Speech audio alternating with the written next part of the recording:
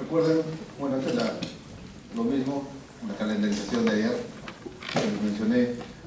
La semana de clases empezó el día jueves y termina el día miércoles. Es decir, los mismos que han hecho prácticas seminarios el jueves van a hacer la misma práctica seminario el día martes. Recién el miércoles acaba esa semana. A partir del jueves es la segunda semana que vendría a ser la parte de gasto, ¿no? Es decir, los que le toca seminario y práctica el martes van a tener su video igual, tanto en práctica como en seminario.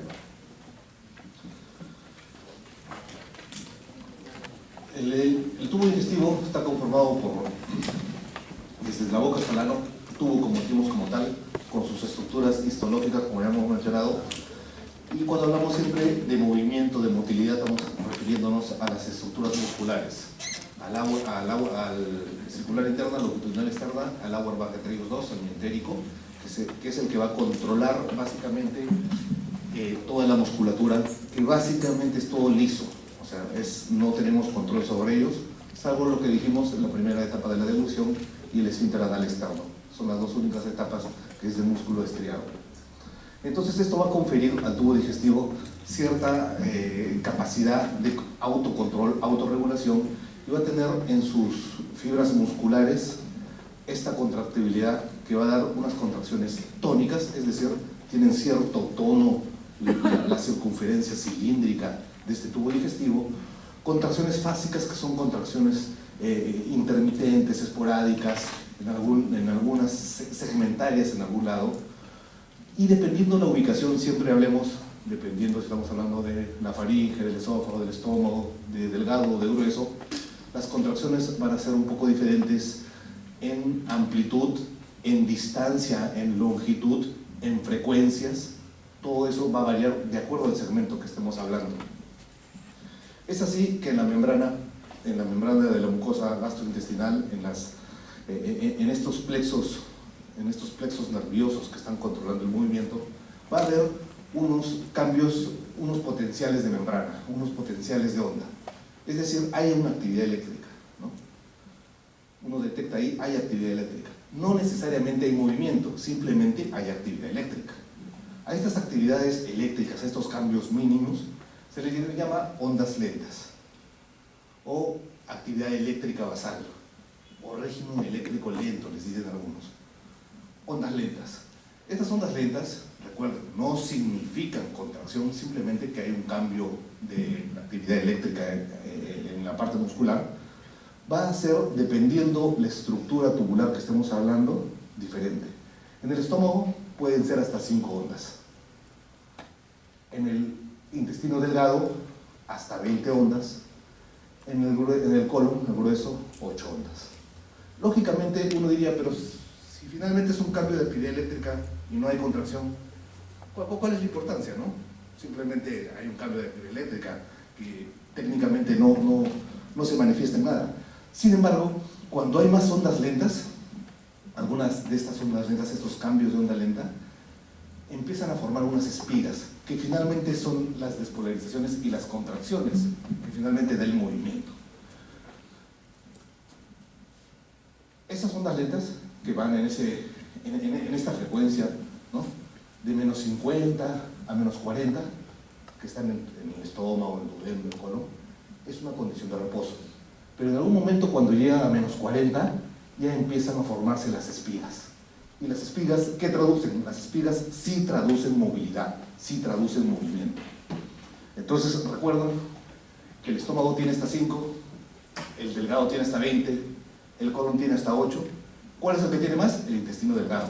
Entonces, en los pacientes posoperados de algún proceso abdominal, por el simple hecho de operarlos, los intestinos tienden a paralizarse. ¿Y cuál es un control semiológico de que todo está yendo bien después de la cirugía? Es que empiezan a haber ruidos abdominales, ruidos intestinales de movimiento. ¿Quién es el primero que se mueve entonces en relación a la frecuencia? El intestino delgado, ¿no? El intestino delgado que llega hasta 20 y que de esas varias dan espigas, es el primero que se mueve. Entonces uno escucha a los posoperados y lo primero que se mueve es el intestino delgado. Lo segundo en que se mueve puede ser el colon o el estómago. Pero así es la evolución del movimiento, ¿no? El intestino delgado tiene mucho más muchas más ondas lentas que muchas veces condicionan muchas más espigas que finalmente el movimiento. Y cuando hablamos de espigas estamos hablando de despolarización, movimiento, es sinónimo. Movimiento, despolarización, ondas de espiga. Ahora, ¿pero quién estimula a que estas ondas lentas den estas espigas? La distensión. Ustedes comen cualquier alimento, incluso agua. El agua estimula una distensión de la pared intestinal y eso condiciona la contracción. Acetilcolina estimula todo. Cuando hablamos de tubo digestivo, todo está estimulado, todas las células están estimuladas por la acetilcolina, contrariamente a lo que hablábamos de la somatostatina, ¿no? Siempre la acetilcolina estimula todo. Y obviamente también pues, la parte autonómica, a través del parasimpático, estimula estas ondas en la espiga. Esto es cuando se estimula, pero en algunos casos, cuando se inhibe, cuando la onda no se despolariza, sino se hiperpolariza, cuando se vuelve más negativa, cuando hay descargas de noradrenalina, norepinefrina, está activando el sistema simpático. Usualmente son pacientes que están en algún estrés, alguna infección severa, pacientes que están en UCI, pacientes que están en catabolismo constante, el cuerpo está redirigiendo toda la parte vascular, sanguínea, todo el proceso a lo que es cerebro, riñones, para conservar su función, y está dejando de lado la parte digestiva. Los pacientes que están en UCI, en controles de sepsis, de infecciones severas, de hipotensiones, están siempre en estado simpático adrenérgico y están hiperpolarizados. Ellos no tienen ruidos, ellos no hacen deposiciones, eliminan muy pocos gases, ya que hay muy poco movimiento. Entonces, estos son los tres estados en los cuales se va analizando la actividad eléctrica en el músculo. A menos 40 es donde hay las espigas y donde se produce la contracción. ¿Y qué produce la contracción en sí? Es la entrada rápida, no solamente de sodio, sino también de calcio. La entrada al intracelular produce estas contracciones a través del sodio y del calcio. Cuando hablamos de estas ondas lentas, este régimen eléctrico basal, esa actividad eléctrica, esto fue descrito por primera vez por el patólogo histólogo español Cajal, que describe en 1880 estas células intersticiales de Cajal, y ve que esta actividad eléctrica lo asemeja a lo que es el corazón, a los marcapasos. En el corazón también hay una actividad eléctrica dada por los marcapasos. Se establece que este es el marcapaso intestinal, ¿no? Está a lo largo del tubo digestivo, hay ubicaciones de estos marcapasos, estas células, que van enviando esa actividad eléctrica a manera de que da esos cambios eléctricos y finalmente producen las espigas, que es la contracción, que es la despolarización. Entonces, nosotros ya vamos a la primera parte. Siempre recordamos que expresar digestión, secreción, absorción, gracias al movimiento y a la circulación, son los procesos fisiológicos, y dependiendo la etapa son diferentes. En la boca y en la faringe hay movimiento. Obviamente, si hablamos de la boca y la faringe, estamos hablando del movimiento de masticación, ¿no? En la faringe básicamente es de paso. Secreciones, si hablamos de la boca, estamos hablando de saliva. Y digestión, sí, de algunos elementos gracias a algunas amilasas, lipasas salivales que existen en la boca. Mínimos, pero hay. Entonces, tenemos que en la boca hay estos procesos, sí existen, ¿no? Existe absorción en la boca. Se absorbe algo en la boca a través de la mucosa del piso de la lengua, que es un tapiz, un epitelio muy delgado. Es muy delgado ese epitelio y hay sustancias que se absorben directamente hacia el eje hipotálamo hipofisiario y dan este shunt muy corto. Y se utiliza muchas veces para el captopril sublingual, antihipertensivos sublinguales, medicamentos que rápidamente pasan a la vía sanguínea. Sí existe absorción, mínima, pero existe, ¿no? Entrando en primer lugar con la masticación, vamos a tener que la masticación, describiendo los dientes, las diferentes características de los dientes, empezando por los incisivos, son básicamente, los incisivos son, si ustedes los tocan, son cortantes, son filudos. ¿no? Tanto los de arriba como los de abajo. Y su función es cortar. Si vamos yendo hacia atrás, tenemos los caninos, que básicamente puntiagudos, que su función es desgarrar. O sea, el músculo lo tratan de desgarrar, básicamente pues para los carnívoros. Y los molares, que tienen una función de triturar, de pulverizar. Los dientes incisivos pueden cortar hasta con una fuerza de 25 kilogramos, mientras que los molares hasta 4 veces el valor de los incisivos, ¿no? 90, 100 de fuerza kilogramos en esa zona. Entonces, esto confiere que, si ustedes imaginan que con 100 kilogramos estamos triturando los alimentos, una gran capacidad de prensa contráctil masticatoria. Pero esto obedece a que tanto la arcada dentada superior como el inferior tienen un correcto enclaje, una correcta coincidencia de las dos arcadas. Muchas veces sucede que pacientes de edad pierden dientes, enfermedades, infecciones, etcétera, se pierden dientes y no hay una correcta arcada dentaria, no hay una correcta mordida. Lamentablemente, esta mala mordida maldistribuye estos 100 kilos. Entonces, estos 100 kilos son a expensas de 3 músculos masticatorios: el temporal, el macetero y los pterigoideos. Esos 3 músculos, los pterigoideos interno externo, 4 músculos, producen la fuerza de esos 100 kilos. Entonces, al estar mal distribuido en estos pacientes que tienen o le faltan dientes o están con caries, etcétera, o ha perdido, se mal distribuye la fuerza y les da un síndrome doloroso de la articulación temporomaxilar, que en algunos casos describían que Van Gogh, ¿se acuerdan de Van Gogh, el pintor holandés, que se cortó la oreja? Dicen que tenía pérdida de estos dientes, es una de las hipótesis, ¿no? Tenía pérdida de estos dientes, entonces tenía una maldistribución de estas fuerzas y le condicionaba un dolor terrible en la zona del pabellón auricular, que están pues el macetero, el temporal y los pterigoideos, que no había otra manera de cortárselo, y por eso, para disminuir pues en entendimiento de que esto era lo que le pasaba, ¿no? Y estos músculos son, ¿quién inerva estos músculos? La rama del trigémino, a través del control del tallo cerebral. Las dos arcadas dentarias, ¿no? A lo largo, si ven del resto en animales, cómo están las arcadas dentarias, son diferentes. El león, específicamente carnívoro, los caninos para desgarrar, triturar, cortar, los herbívoros, ¿no? Múltiples caninos, una hilera de dientes, 2 hileras, 3 hileras de dientes a veces. Y ven cómo está la distribución de la fuerza. Mientras el humano, esto está medido en kilogramos por centímetro, mientras el humano es más o menos 10, vean cómo va elevándose, ¿no? Los perros 25, el león 40, tigre 75, llegando al cocodrilo 150 y el cocodrilo del Nilo, con el tiburón los más fuertes, ¿no?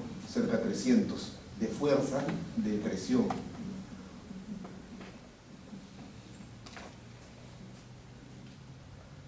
¿Cuál es la función de la masticación?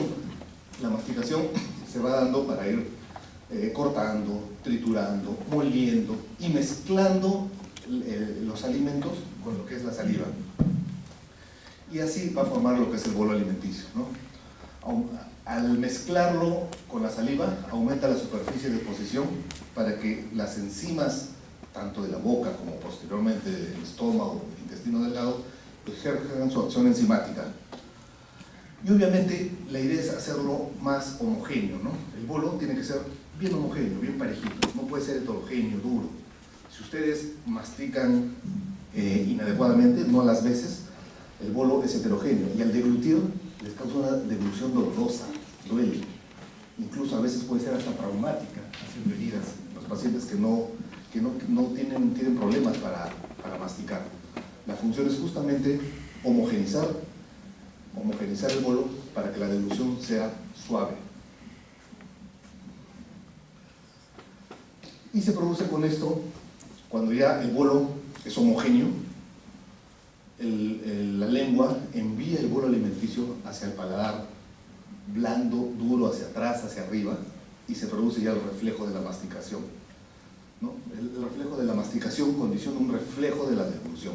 Obviamente la masticación nosotros la controlamos, nosotros decidimos cuántas veces masticar, pero si se dan cuenta de manera práctica es un reflejo. Simplemente Un reflejo que al tener el bolo mezclándose en la boca con la saliva, los músculos se inhiben y dejan caer el maxilar inferior. La caída del maxilar inferior condiciona un rebote inmediatamente que condiciona una contractura de los mismos músculos masticatorios. Entonces es un reflejo masticatorio entre el estar relajándose y contrayéndose por la relajación y la contracción a manera de acordeón del maxilar inferior.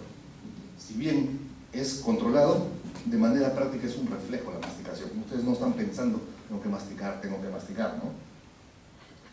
Gracias a estos músculos, ¿no? Los maceteros, el temporal y los pterigodeos, ¿no?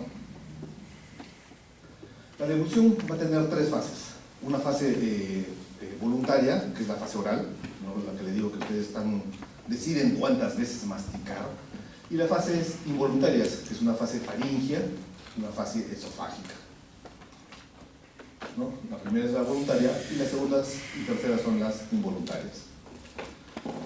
Viendo la etapa voluntaria, mastican lo recomendado, dependiendo de lo que coman, de 20 a 25 veces la masticación. Muchas veces son menos, ¿no? De manera práctica uno intenta, cuando está apurado, no mastica de manera adecuada y traga el bolo de manera no homogénea, heterogénea, dura. Incluso a veces hasta le duele el deglutido. Este bolo alimenticio, que es el verde, esta es la lengua cortada, ¿no? Sagittalmente, se deglute, pasa al paladar duro, donde está la parte ósea, al paladar blando, y en la fase oral termina cuando ya lo enviamos hacia la zona posterior. Ahí termina. La fase oral básicamente es una fase que la controlamos de manera casi refleja, que no es, en la cual se mezcla con la saliva. Todo empieza a nivel de la fase faríngea. La fase faríngea, cuando el bolo va hacia atrás ya, estimula la parte posterior. Esa parte posterior es el istmo de las fauces y los pilares. Los pilares, es decir, la pared de atrás nada más. Si ustedes ponen un bajalengua, no para ver las amígdalas, no ponen un bajalengua y se van hasta atrás y les condiciona el reflejo, ese es el el istmo de las fauces, los pilares posteriores. Entonces, al pasar el bolo, estimula esto, estimula esos receptores e va la onda hacia el tallo cerebral, bulbo, y regresa y condiciona el reflejo de la deglución. Al pasar esto, ustedes inténtenlo, uno eleva el paladar blando para cerrar las juanas, es decir, como ya está pasando el bolo hacia la vía digestiva, para evitar que regrese por la nariz y para evitar que se pase a la vía respiratoria, que es el mismo camino, se eleva el paladar blando y cierra las juanas, es decir, cierra la nariz. Se aproximan los pliegues palatofaringeos hacia la línea media. Todo se aproxima, hablando de la vía respiratoria, se aproxima a la línea media. Se cierra el cartílago epiglotis, se cierra, las cuerdas vocales se juntan hacia la línea media. Obviamente el hueso hyoides, del cual depende todo el cartílago, tiroides y cricoides, se eleva y todo tiende a cerrar la vía respiratoria, se cierra las juanas, la vía de la nariz, y todo pasa hacia la vía esofágica. Obviamente en ese mismo momento, el cricofaringeo, que es el esfínter esofágico superior, se va a dilatar, se va a ceder y va a pasar hacia la fase esofágica. Esta relajación del esfínter esofágico superior, el cricofaringeo, y paso del bolo hacia el esófago, hacia la tercera etapa de deglución esofágica, ¿no? En este istmo de las fauces esta sensación es detectada a través del quinto par craneal y el noveno, el glosofaringeo, y conducen al estímulo hacia el bulbo, y después regresa, en el bulbo está el centro de la deglución, y después regresa esta onda a través de las ramas del quinto par, el glosofaringeo, el vago, el hipogloso. Es decir, parte posterior del istmo de las fauces viaja hasta el centro deglutorio en el bulbo a través del quinto y el noveno, y de ahí regresa la sensación, regresa la onda a través del quinto, noveno, décimo y doceavo hipogloso para producir, para iniciar este reflejo, ¿no? Esto es muy rápido, obviamente, esto es de 2 segundos como máximo, ¿no? Una vez que ya pasa hacia el esófago, Ya el esófago es un órgano de paso, básicamente. Mide entre 20 y 22 centímetros, dependiendo de la persona. En el esófago va a haber movimientos peristálticos. Primero, la onda primaria. Y la onda primaria es una onda que continúa la deglución. La deglución oral, la deglución faríngea, la deglución esofágica. Esa es la onda primaria. La misma onda deglutoria que está continuando. Demora así, como es de hasta 22 centímetros lo que tiene que pasar a través del esófago, demora de 8 a 10 segundos en llegar al estómago. Si por algún motivo en este esófago, en esta tercera parte de deglución, no pasa y se queda en alguna parte del esófago, es detectado esta distensión, este contenido que no ha pasado totalmente hacia el estómago, es detectado por distensión por el Auerbach y produce una segunda onda. Esta onda se llama onda secundaria, que es estimulada pues justamente porque ha quedado algo ahí. Y al estimularse, lo hace pasar. Si nuevamente queda otro residuo, otro resto, nuevamente otra onda secundaria, ¿no? Entonces, la onda primaria es la que continúa la deglución. La onda secundaria es porque ha quedado algo en el esófago. Pueden haber varias ondas secundarias. Obviamente, si las ondas secundarias son repetitivas, va perdiendo un poco de fuerza en sí la contracción. Esto está asociado a que justamente el bolo debe estar completamente homogéneo para que esto sea más sencillo y pase desde el inicio, ¿no? Cuando ya pasa estos 20-22 centímetros de todo el esófago de tránsito, ahí recién se abre el esfínter esofágico inferior, el esfínter cardial, y da el pase hacia el estómago. En el esófago se produce digestión, no hay digestión. Se produce secreción, sí se produce secreción en base a moco, un poco de líquido, para ayudar a que este bolo que ha quedado algunas veces pueda pasar. Sí se produce secreción. Se produce digestión, no, absorción. Algunos dicen que en algunos casos cuando hay problemas obstructivos, el esófago actúa como una mucosa que puede absorber. Sí se ha visto, pero no es lo usual, ¿no? Y llegamos hacia el estómago, ¿no? Este esfínter esofágico inferior es muy importante ya que limita la parte gástrica ácida totalmente de la parte esofágica que es alcalina, lo que ustedes han comido, ¿no? Mucho más importante que el superior del cricofaringio es este inferior, por muchas de las patologías que se van a ver más adelante. Y tiene una presión de 10 a 35 milímetros. Las imágenes, la deglución en sus diversas etapas, ¿no? Como en esta misma área están conectadas la vía respiratoria, la vía digestiva, respiratoria alta, respiratoria baja, a través de la epiglotis, ¿no? Y la idea es cerrar las juanas, aproximar las cuerdas vocales de epiglotis y producir la deglución. Muchas veces cuando se estudia estos procesos de deglución, se hacen estudios a través de bario. Se le da a ingerir bario, esa sustancia contrastada, y a través de fluorescencia se le ve al paciente cómo degluten, ¿no? Lo negro es el bario, y ve cómo rápidamente se deglute. Ustedes no pueden identificar mucho ahí, pero la idea es ver que no se vaya nada para arriba, para la nariz, y nada para la vía respiratoria, ¿no?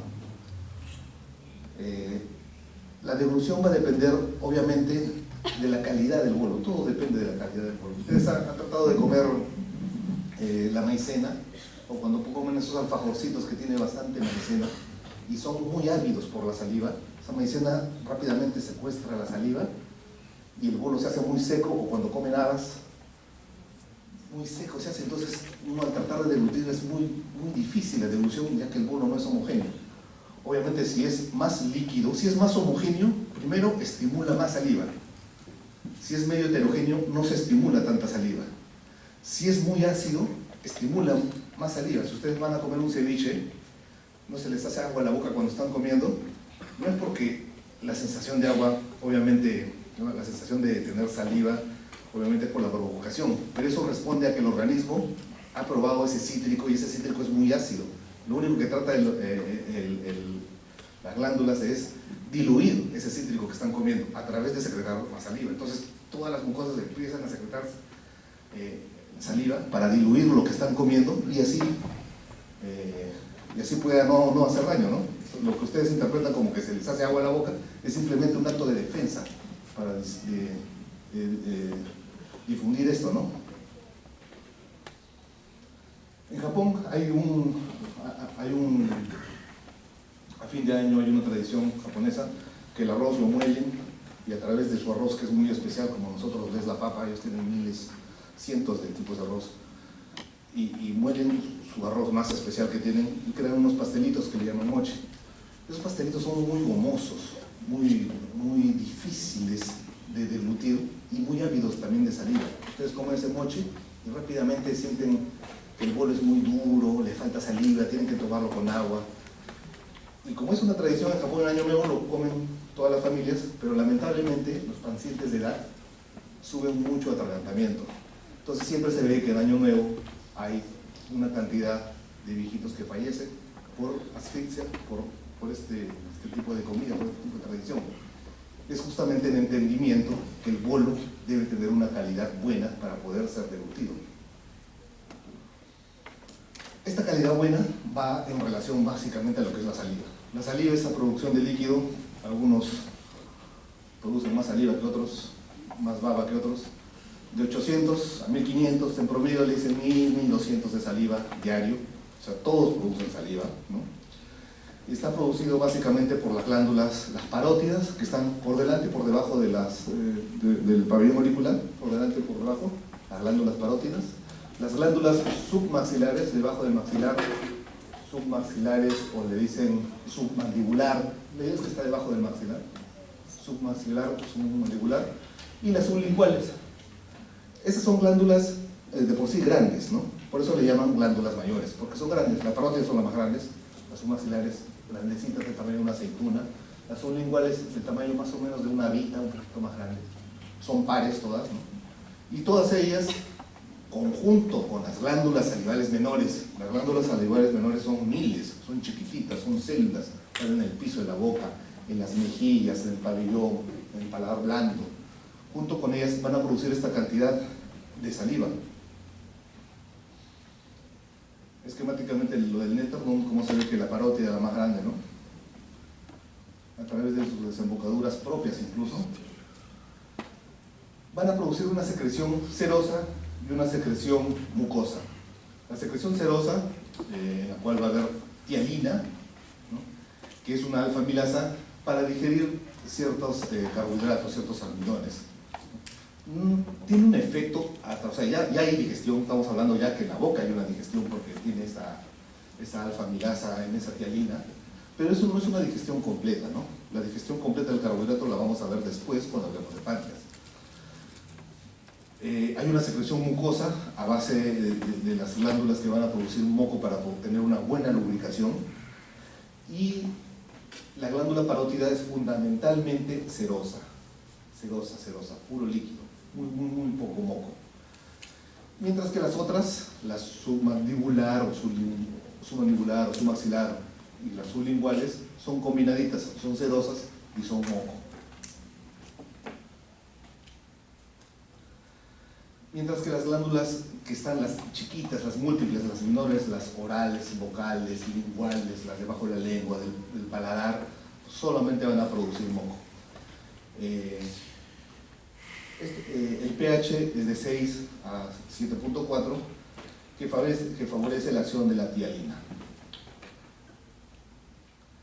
Ahora, la saliva, la glándula salival, al igual que la glándula pancreática, como vamos a ver, tiene histológicamente un acino, que es su cuerpo, y un conducto. En el acino se va a producir básicamente lo que es las enzimas, la tialina, la mucina, y en el conducto se produce agua y bicarbonato. Ahorita vamos a ver en un gráfico eso, ¿no? ¿Cuáles son las funciones de la saliva? Humidificar y lubricar el bolo, aumentar el pH, o sea, volverlo más alcalino, el inicio de la digestión a través de sus enzimas, la tialina, la amilasa salival, van a ejercer cierta función digestiva, a través de la lipasa salivar también cierta función digestiva, pero recuerden que esta no es su principal función, ¿no? Digestión no es una función básica de la parte oral. La secreción va a bajar en la noche, igual se produce saliva en la noche. Si ustedes no tienen un cerrado, una oclusión de los labios, van a notar a veces que mojan la cama, ¿no? Todos amanecen todos babeados. Tiene una función en las noches de bactericida.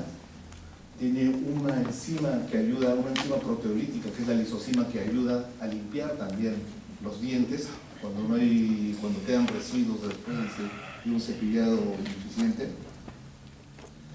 Y esto es lo que les decía, ¿no? La parte acinar y la parte ductal. Esto es histológicamente viendo en la glándula salival. Tiene un acino, que es la parte redonda, y un ducto, que es la parte ductal. En la parte ductal básicamente es agua y bicarbonato. Entonces, si es agua y bicarbonato, es netamente alcalino. La saliva es alcalina. Busca que se eleve el pH alcalino, gracias a este ducto que está secretando agua y bicarbonato. Y a nivel acinar, acá se producen todas las enzimas. La amilasa, la lipasa, el tiosinato, todas las enzimas van a ir acá a nivel acinar.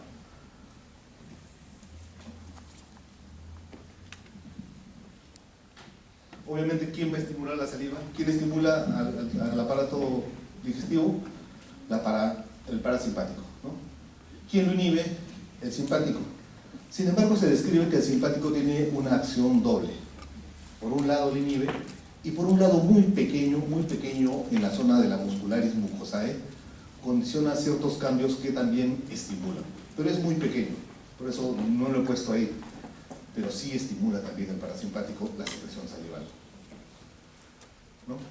A través de receptores muscarínicos, beta, el parasimpático, la acetilcolina, va a estimular.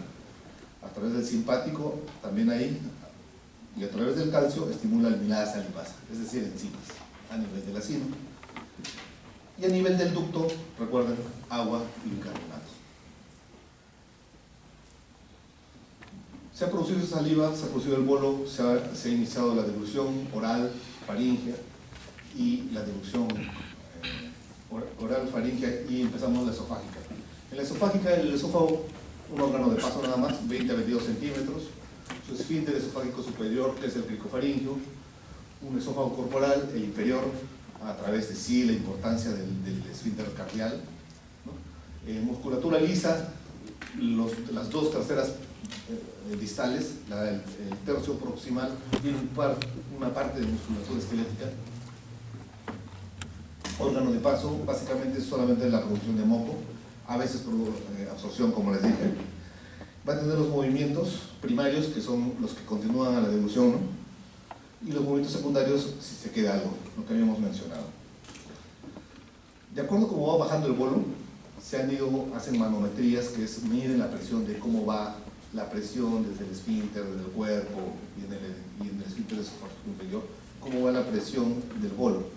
Esto ha adquirido mucha importancia, ya que muchas veces la presión del esfínter esofágico inferior cardial de 10 a 35 se pierde, y parte del contenido del estómago, que es ácido, regresa y condiciona el reflujo gastroesofágico.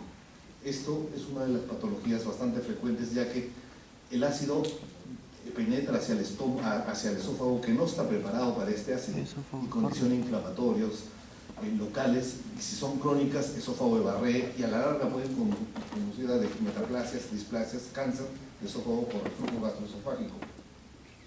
Y por eso es que ha ido adquiriendo bastante importancia el conocimiento de cómo controlar, cómo saber esta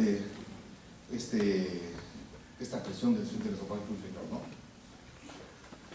Como les decía, hay alimentos, hay diferencias en el movimiento esofágico.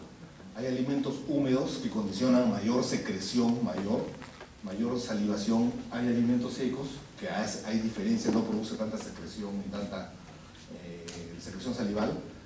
Las degluciones secundarias, como les dije, puede haber 2, 3, 4, 5 degluciones secundarias, pero van perdiendo fuerza, ¿no? Y la barrera antirreflujo se refiere a lo que es la protección del moco y a la presión del esfínter esofágico inferior. Pasa el bolo por toda esta maquinaria y llega hacia lo que es el estómago. El estómago vamos a tener, histológicamente hay una capa más muscular, la capa muscular media, ya que ustedes lo ven como un saco en forma de J, muy fuerte, ampliamente poderoso y fuerte, con sus partes, su fondo gástrico, que es la parte de arriba, su cuerpo, y su parte antral, que es la parte prepilórica. Su esfínter cardial acá arriba, y el esfínter pilórico. El píloro es poderoso, es un fuerte esfínter, porque gracias a él se va a producir los movimientos de mezcla y propulsión, de retropropulsión, ya que se cierra tan poderosamente que no deja pasar. Muchas veces, cuando los residentes de cirugía ingresan a la sala y tocan el estómago y tienden a tocar acá, lo sienten y lo describen como un tumor, como un limoncito. Es tan fuerte, tan duro ese esfínter pilórico y tan poderoso que se siente de esa manera. Entonces, ese es el entendimiento anatómico, ¿no? El fondo, cuerpo, antro, prepíloro, el cardias, curvatura mayor, menor, etc. Pero para los fines de fisiología, solamente vamos a tener que tiene una función de almacenamiento, que es la zona del fondo. La zona del fondo es grande, amplia, es más posterior incluso, y una sonda prepilórica, que es la zona de trituración, mezcla y propulsión. Entonces, desde el punto de vista fisiológico, solo hay una zona superior, que es la del fondo, que corresponde a almacén, en la cual se van generando ondas contráctiles, se va contrayendo y va pasando hacia la parte antral. Como el contenido pase hacia la parte antral, este píloro se cierra poderosamente y no deja pasar, y condiciona una retropropulsión. Pasa la onda de propulsión y regresa nuevamente, pasa y regresa.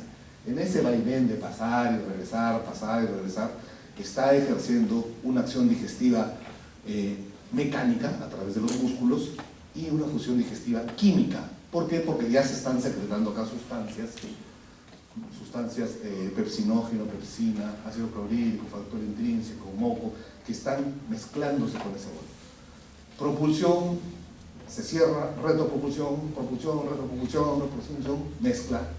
Esto es la mezcla, la trituración de las sustancias que estamos comiendo. En esta curvatura mayor, en el tercio superior y los 2 tercios inferiores de la curvatura mayor, ahí describen que está el marcapaso gástrico. Hablamos, ¿te acuerdas de las células de Cajal que describen ese régimen eléctrico basal constante? Está en todo el tubo digestivo. En el estómago se encuentra acá, entre el tercio superior y los 2 tercios inferiores. Es decir, a razón de acá se generan los impulsos eléctricos, ¿no?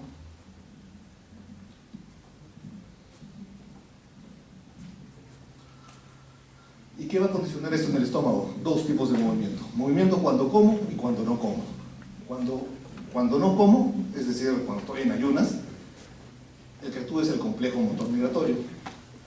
Y cuando como ya es un movimiento de postprandial.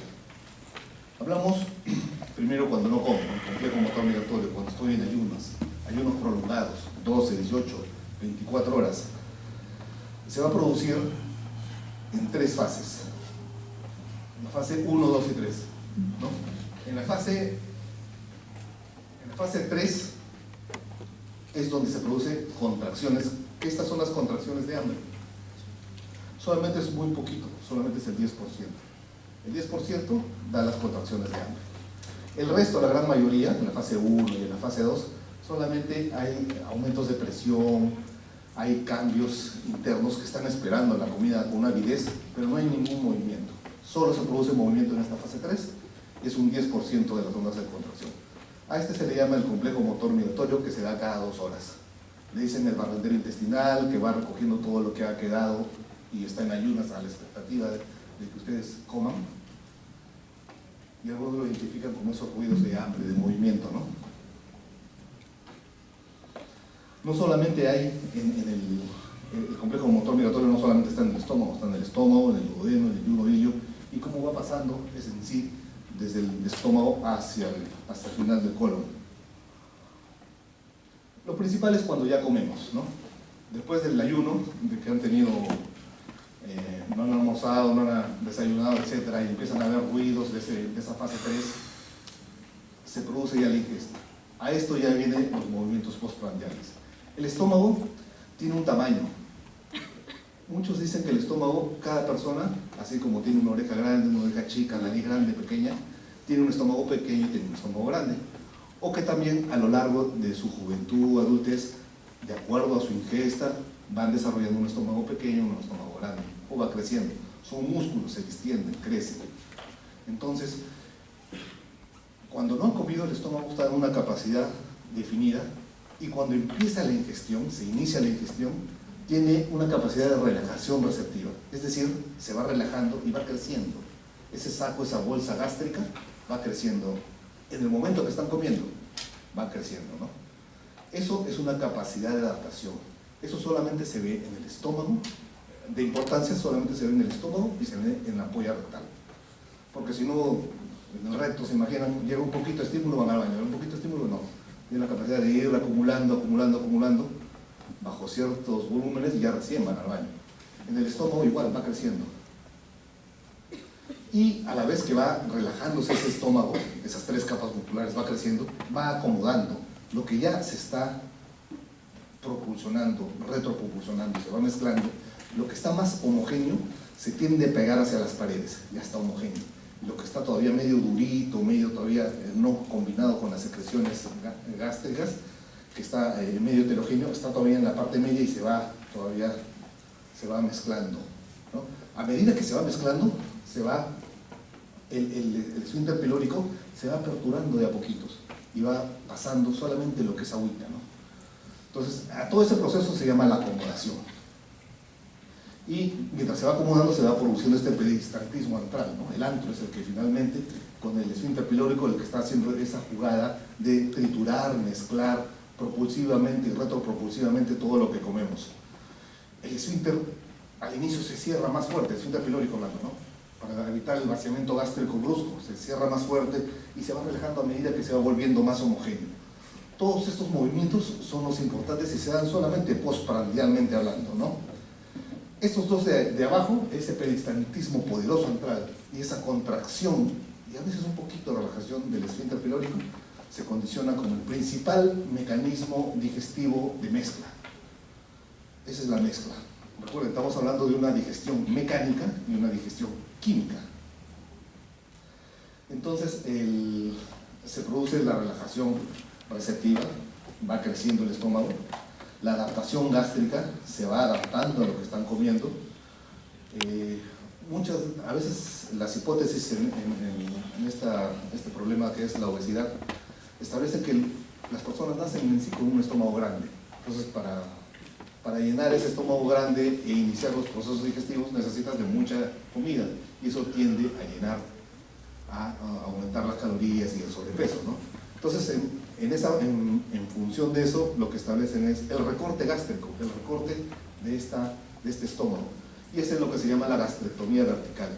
Cortan el estómago verticalmente en 2, a expensas del fondo, para que el saco tenga menor tamaño y obviamente tengan un llenado precoz. Si antes se comían una cantidad, o se comen la tercera o cuarta parte y ya llenaron ese saco que está disminuido. Obviamente al disminuir la ingesta, disminuye pues el peso. Ese es el principio de disminuir esta relajación y esta capacidad adaptativa gástrica. Disminuir simplemente la bolsa.